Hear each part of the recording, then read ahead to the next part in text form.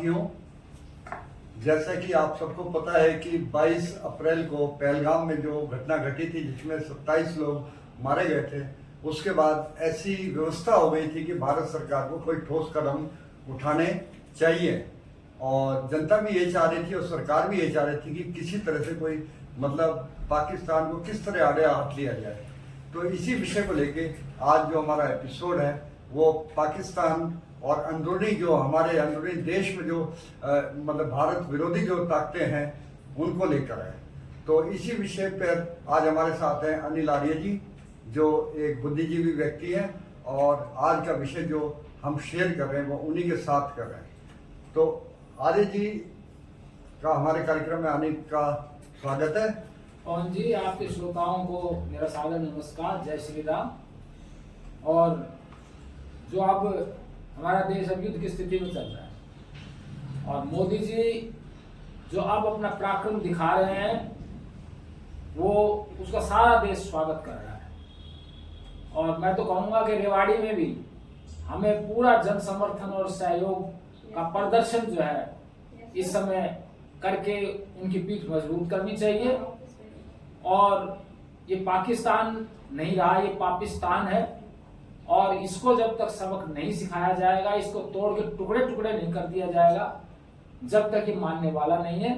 और अब मैं कहता हूँ कि समय आ गया है कि अब पीओके जो इन्होंने छल छदम और जो है हमला करके पहले कब्जा लिया था, अब उसे हमें छुड़ा लेना चाहिए। इससे बढ़िया फिर मौका कभी नहीं मिलेगा।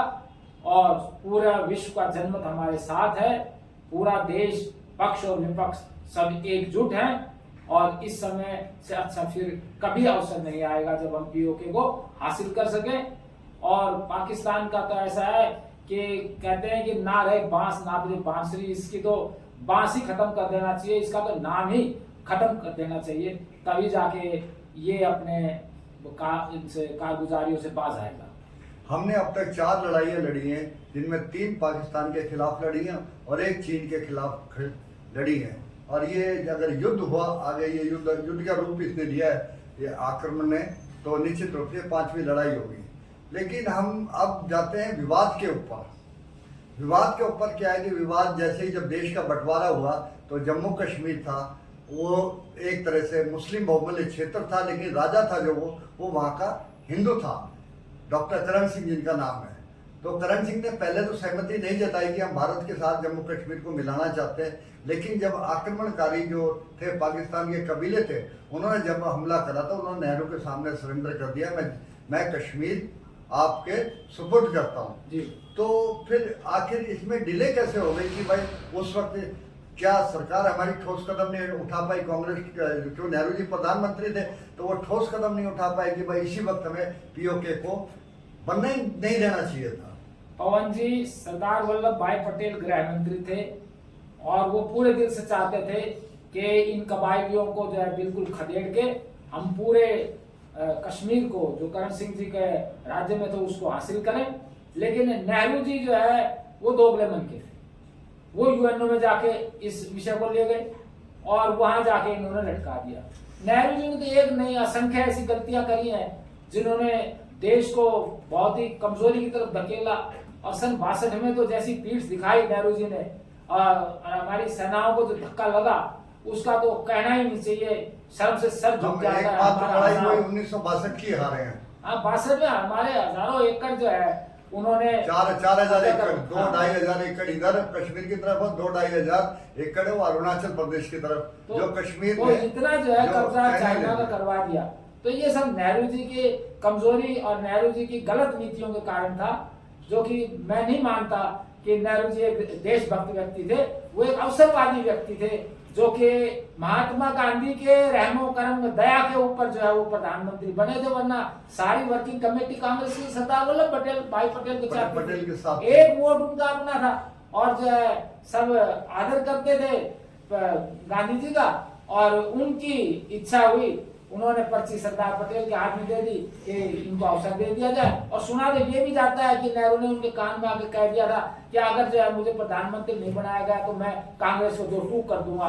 हो सकता है इस वजह से भी जो है गांधी जी ने जो है उनकी बात मानना स्वीकार किया हो?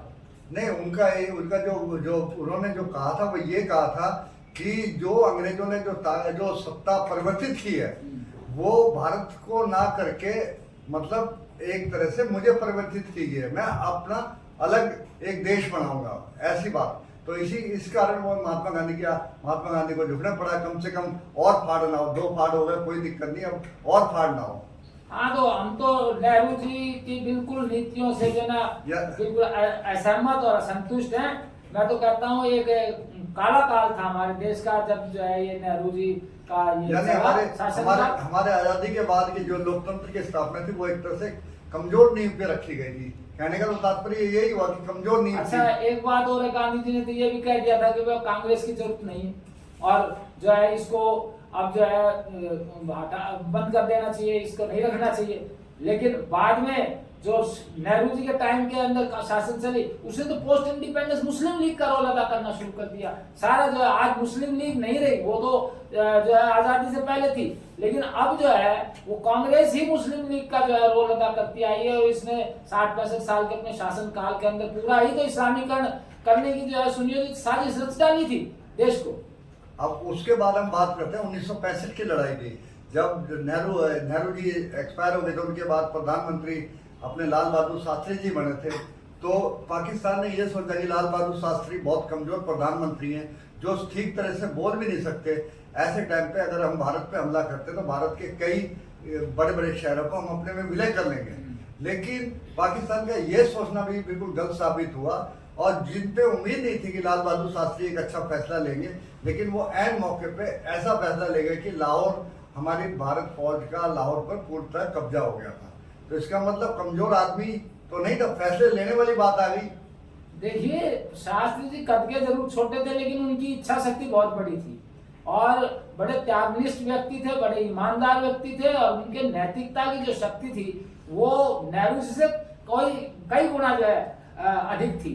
तो लाहौर तक हमारी सेनाएं पहुंच गई थी, लेकिन ताशकंद के अंदर ऐसा समझौता हो गया कि बताया जाता है कि उनको मतलब जहर दे दिया गया, अंगूरों में जहर दे दिया या हटाघात हुआ, जो कुछ भी हुआ, जो हम कहेंगे कि वो हमारे एक दुर्भाग्य था जो हमने शास्त्री जी जैसे एक उज्जवल नेता को उस समय खो दिया। अब 1971 की हम बात करते हैं। 1971 में की जो लड़ाई थी, उस वक्त प्रधानमंत्री इंदिरा गांधी थी, जिन्हें आयरन लेडी के नाम से जाना जाता था। मतलब उनके फैसले होते थे वो सटीक हुआ करते थे। तो पाकिस्तान ने कश्मीर में कब्जा करना चाहा, वही कदम, क्योंकि उनका टारगेट हमेशा ये था कि कश्मीर को पूरी तरह लिया जाए। लेकिन वो इंदिरा गांधी की पहल के कारण या फैसला लेने के कारण, ठोस फैसला लेने के कारण ऐसा हुआ कि भाई बांग्लादेश का निर्माण हो गया। भारत ने बांग्लादेश, जो पूर्वी पाकिस्तान कहा जाता था, वो अलग हो गया। तो इसका मतलब इंदिरा गांधी भी कहीं ना कहीं निर्णायक भूमिका तो अदा करती थी, फैसले लेने की कैपेसिटी तो उनकी भी थी। हाँ, इस मामले में तो कोई शक नहीं। देखो कि वो जो निर्णय उन्होंने किया उस समय वो एक आयरन लेडी का था और उनके साथ साथ जो जनरल मानेकशॉ की भूमिका रही वो उनसे भी जबरदस्त थी, क्योंकि जनरल मानेकशॉ नहीं होते तो इंदिरा जी की भी वो इच्छा जो है पूरी नहीं हो सकती थी। तो दोनों के जो है इच्छा शक्ति और पराक्रम, शौर्य मिलकर जो है वो हमने सन 71 के अंदर युद्ध जीत लिया था और पूरा जो है 94,000 सैनिक जो है वो सरेंडर कर गए थे पाकिस्तान के। लेकिन बाद में युद्ध के मैदान में तो हमने जीत लिया, लेकिन कूटनीति के टेबल पर इंदिरा जी भी युद्ध ये हार चुकी थी। कैसे, मतलब उसको थोड़ा सा बताएंगे कैसे? हाँ, हम ये बताएंगे कि 94,000 सैनिक हमने छोड़ दिए उनके और अपने कोई 56 जो सैनिक थे जो उनके उसमें कैद में थे, प्रिजनर ऑफ वार थे, उनको तक नहीं छुड़ाया। उनको पाकिस्तान ने छोड़ा नहीं, पाकिस्तान ने नहीं छोड़ा, वो नहीं, हम कहे छुड़ा नहीं सकी उनसे। और जो हमारे उसमें आते थे, जो हमने कब्जाए हुए थे और पाकिस्तान जहाँ घुसा हुआ था, वो तक जो है हमने जो है वो उनसे नहीं लिए। मतलब एक तरीके से ये है कि उस बातचीत की और जो है भुट्टो के सामने इंदिरा जी जो है वो युद्ध जीता जिताया, मैं कहता हूँ कि उन्होंने हार दिया। बांग्लादेश बना, बांग्लादेश भाई ठीक है, एक दो फाड़ कर दिए, लेकिन उससे भारत को कोई फायदा नहीं हुआ। हाँ, भारत को फायदा क्या हुआ? एक इस्लामी शक्ति और बनकर उभर कर दूसरी तरफ हमारे खड़ी होगी। तो अब उसके बात करते हैं हाल ही में लगभग 25 साल पहले जब कारगिल युद्ध हुआ। कारगिल युद्ध में क्या था कि हमारे जो कश्मीर के जो पहाड़ी इलाका है, तो वहाँ पे पाकिस्तानी घुसपैठियों ने, फौजों ने कब्जा कर रखा था और वो चोटियों पर विराजमान थे। तो अटल बिहारी वाजपेयी उस वक्त यहाँ के प्रधानमंत्री थे भारत के, तो उनके फैसले को आप कितना सही मानते हैं कि हमारी जमीन पर जब पाकिस्तानी आतंकवादी या पाकिस्तानी फौज का कब्जा उसको छुड़वाया गया, तो फैसले लेने में तो अटल बिहारी वाजपेयी भी कहीं भी किसी तरह से कम नहीं थे।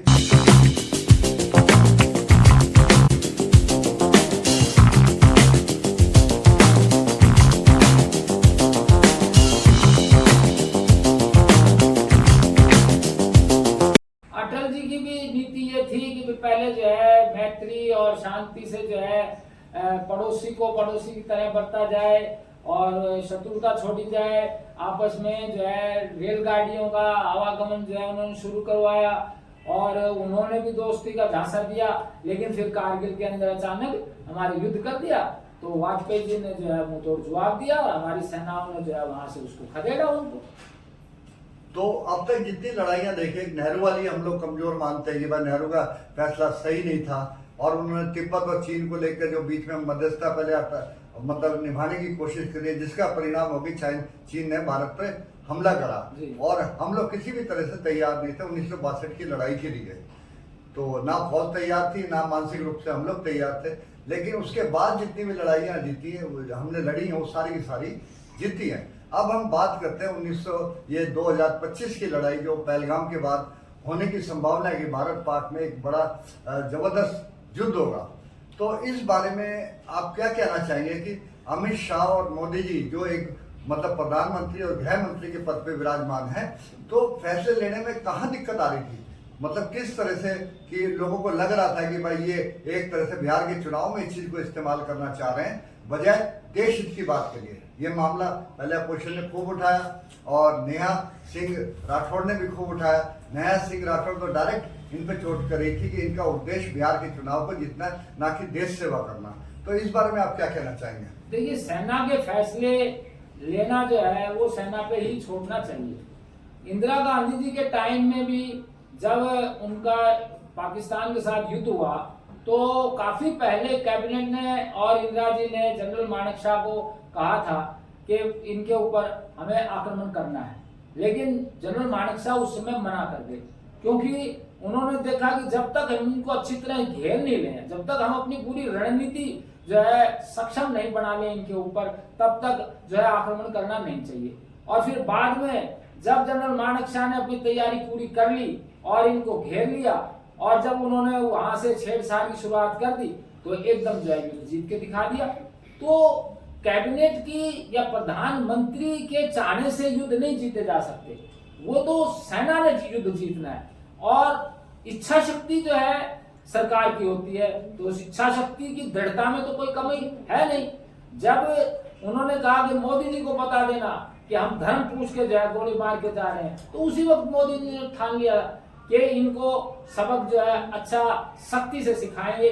लेकिन ये अब सेना के ऊपर भी छोड़ना था कि वो अधूरा कच्चा काम ना कर दें। तो पूरी तैयारी जब हो गई तो जो है उनके ऊपर जो है आप ये उन्होंने पीओ के जितने भी ये लॉन्च पैड थे 9 के 9 जो ध्वस्त कर दिए और उसके बाद जो ये ऑपरेशन सिंदूर का पार्ट 2 चला, तो आप देख रहे हो कैसे धुआंधार जो है उनकी हमारी सेना जो है बल्लेबाजी कर रही है और हमारी जो है गैंग जो है गोले बन बन के उनके काम ये लाहौर तक के ऊपर जो फूट रहे हैं।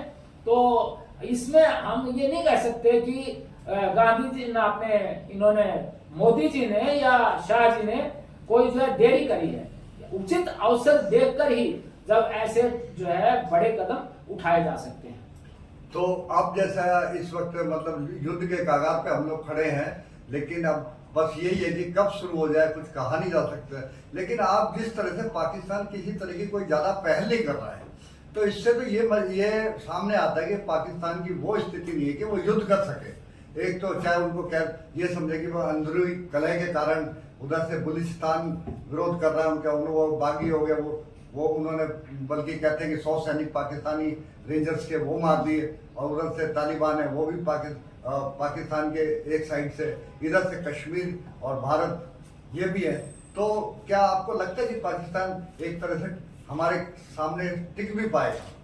देखो जी, पाकिस्तान की जो प्रवृत्ति है वो शरारत की है, तो वो अपनी शरारत में तो कोई कसर छोड़ता नहीं है और ना छोड़ने वाला है। हाँ, अभी विश्व जनमत को प्रभावित रखने के लिए और अपनी मर्यादाओं पर कायम रहने के लिए हमारी सरकार जो है उनके जितने भी आतंकवादी ठिकाने हैं उनको टारगेट कर रही है। और भाई कहीं कहीं चने के साथ घुन भी पिसता है। अगर वो ऐसी जगह के ऊपर छिपे हुए हैं जहाँ की जनहानि हो सकती है तो भाई वो भी निश्चित होनी होगी। टारगेट आतंकवाद का ही रहा है। टारगेट जो है आतंकवादी है। और रही बात कि युद्ध जो है घोषित नहीं किया है, लेकिन युद्ध की स्थिति में तो आ चुके हैं। अभी जो सिरसा के पास जो मिसाइल इन्होंने इंटरसेप्ट करके हमारे डिफेंस सिस्टम ने जो गिराई, वो तो पूरी दिल्ली तक जो है की तरफ आ रही थी। तो कोई युद्ध छेड़ने में पाकिस्तान ने कसर नहीं छोड़ रखी है, लेकिन हम विश्व जनमत को मानते हुए और अपनी मर्यादा को मानते हुए अभी थोड़ा सा पूरी तरह से युद्ध जो है छेड़ा नहीं है। जिस दिन युद्ध छिड़ जाएगा उस दिन पाकिस्तान नेस्तनाबूद भी होता हुआ दिखाई देगा। पाकिस्तान तो इस वक्त ये चाह रहा है किसी तरह मैं भारत को उकसाऊं और वो हमारे रिहायशी इलाकों में या हमारे क्षेत्र में हमला करे, ताकि मैं इसको एक यूएनओ में या अंतर्राष्ट्रीय लेवल पे इस मामले को उठाऊं कि हमारे भारत ने हमारे साथ सही नहीं करा, हमारे रिहायशी इलाकों पे बम्बार्डमेंट करी है। तो वो एक तरह से अपनी आवाज को उठाना चाहता है, लेकिन अभी तक ऐसा लग नहीं रहा कि कोई भी देश मतलब पाकिस्तान के साथ है। तुर्की को छोड़ के, तुर्की है वो पाकिस्तान का फेवर करता है। चाइना है, चाइना भी, हालांकि हम ये मान रहे थे कि चाइना पाकिस्तान का खुल के साथ देगा, लेकिन चाइना ने भी मीडिएटर में ही मीडिएटर की भूमिका में ही आके रुक गए। वही हाल रूस का है, वही हाल अमेरिका का है, वही ब्रिटेन का है, वही फ्रांस का है। सारे कंट्रीज यही चाह रहे हैं कि भाई ना वो पाकिस्तान की तरफ झुक रहे हैं ना भारत की तरफ।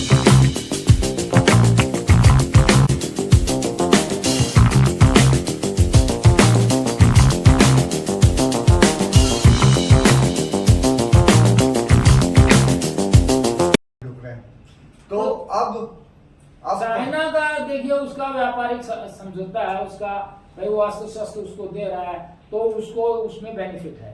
और दूसरी तरफ उन्होंने ये भी कह दिया है भाई जो है भारत ने ये अच्छा तो नहीं किया, लेकिन हम जो है आतंकवाद का समर्थन भी नहीं कर सकते। नहीं करते, दोनों बात कह गए, दोनों बात कह दी है। उसने बीच की स्थिति अपनी रख ली है, लेकिन हम ये भरोसा भी नहीं कर सकते चीन का कि जो है वो उसका साथ नहीं देगा, क्योंकि उसने तो पहले ही हमारी जमीन कब्जाई हुई है, हम पर हमला किया हुआ है। और पहले चाउन लाई थे वो तो हिंदू चीनी भाई भाई का नारा लेके नेहरू जी से मिले थे, और फिर यहाँ की पूरी यथास्थिति देश के देख के चले गए और आके जाके जो है हम पर आक्रमण करवा दिया।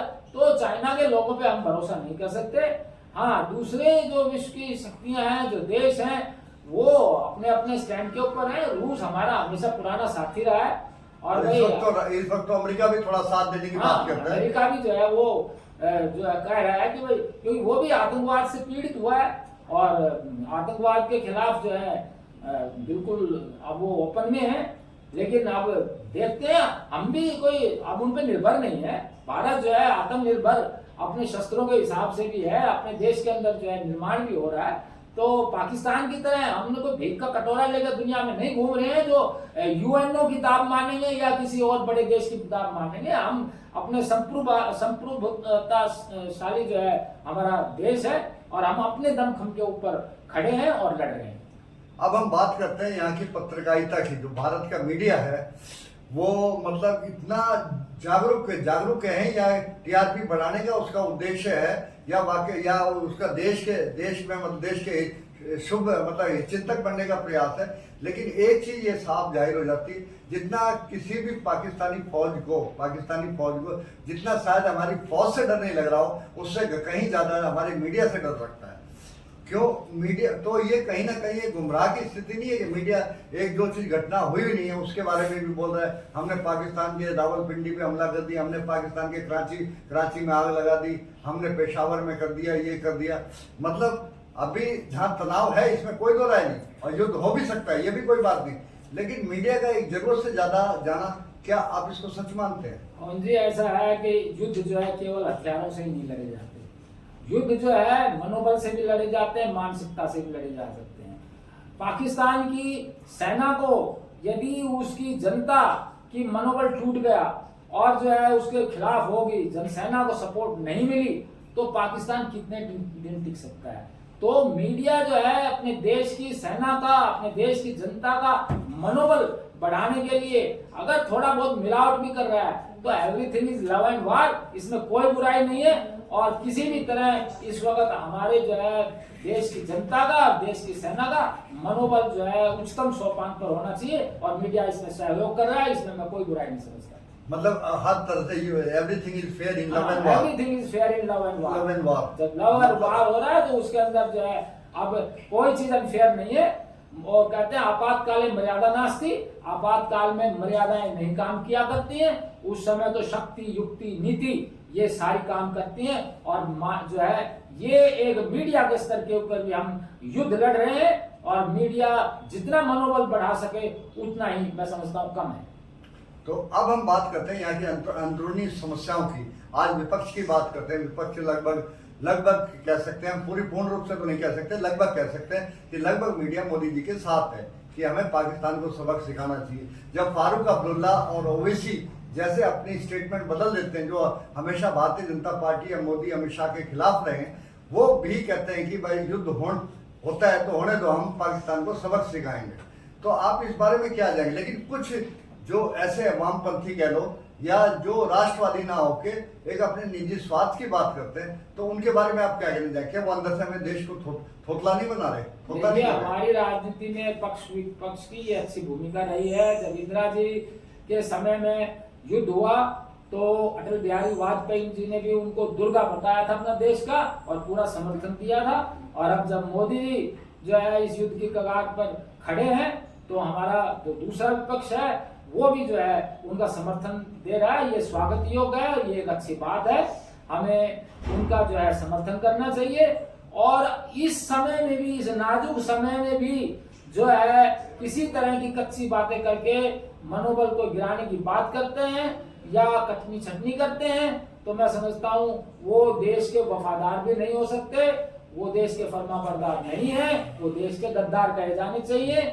चाहे वो कम्युनिस्ट पार्टियां हो, चाहे वो अपने आप को सोशलिस्ट पार्टियां कहलाने वाली हो, कुछ भी हो, लेकिन वो यहाँ भारत के लिए एंटी सोशल भूमिका अदा कर रही है और वो एंटी नेशनल कही जा सकती है। मतलब आपके अनुसार जो इस वक्त अगर देश के साथ है तो देश के हित की बात करेगा और देश को जिताने की बात करेगा। अगर मतलब प्रधानमंत्री, इस वक्त प्रधानमंत्री एक भाजपा के नेता ना होके एक तरह से देश के नेता है। जी, प्रधानमंत्री पूरे देश का है, वो कोई भाजपा पार्टी के, भाजपा पार्टी से ठीक है चुन के आए हैं, भाजपा पार्टी का बहुमत है, लेकिन है वो पूरे देश के। इस समय जब ऐसी आपातकालीन स्थितियां आए तो पक्ष और विपक्ष के लिए सबका, पूरा देश का नेता मान के उनका समर्थन करना चाहिए। और जो ये कटनी छटनी की अपनी बातें कर रहे हैं, ये तो एक मैं कहूँगा एंटी नेशनल है और इनको हमें किसी तरह की जो है भाव नहीं देना चाहिए। आज के कार्यक्रम में हमारा इतना ही। मिलते हैं फिर अगले कार्यक्रम में कि आगे क्या होने वाला है और भारत पाक के युद्ध के किस स्तर तक पहुंच सकता है और आगे क्या परिणाम होंगे, इसको लेकर फिर हम फिर मिलेंगे आपसे। तब तक के लिए नमस्कार। धन्यवाद पवन जी।